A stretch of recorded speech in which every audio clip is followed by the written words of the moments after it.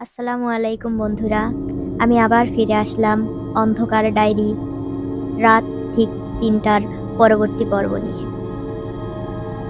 আবার কল এলো।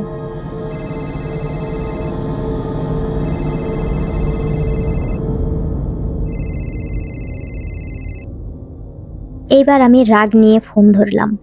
এই, এটা কি মজা করার সময়? কে আপনি?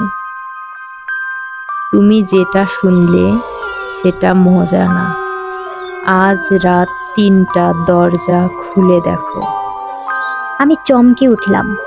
দরজা খুলবো কেন? কে আপনি? ওপাশ থেকে আবার সেই অদ্ভুত হাসি। তুমি নিজেই জানতে চাইবে।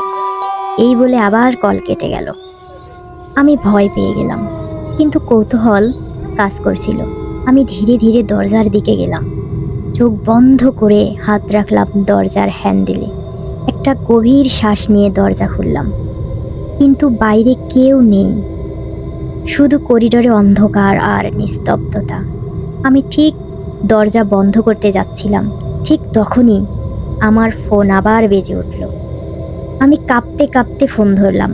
ওপাশ থেকে ফিস ফিস করে বলা হলো, তুমি ভুল করছো। দরজা খুলে আমি ধীরে ধীরে ঘুরে তাকালাম। আমার ফ্ল্যাটের ভিতর কোথাও যেন একটা অচেনা উপস্থিতি টের পেলাম। হঠাৎ লাইটটা নিজে থেকেই জ্বলে উঠল, আর সামনে দাঁড়িয়ে ছিল একটা ছায়ামূর্তি। তার মুখ দেখা যাচ্ছে না, শুধু কালো এক অন্ধকার আকৃতি।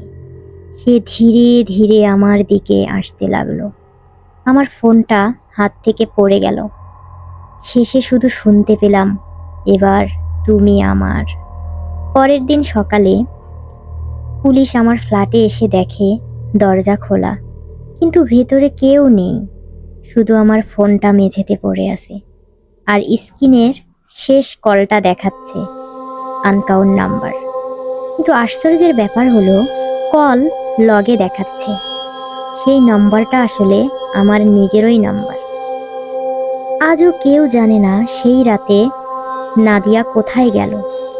কিন্তু কেউ কেউ বলে, মাঝরাতে ৩টার সময় যদি আপনার ফোনে আনকাউন্ট কল আসে, তাহলে কখনোই রিসিভ করবেন না।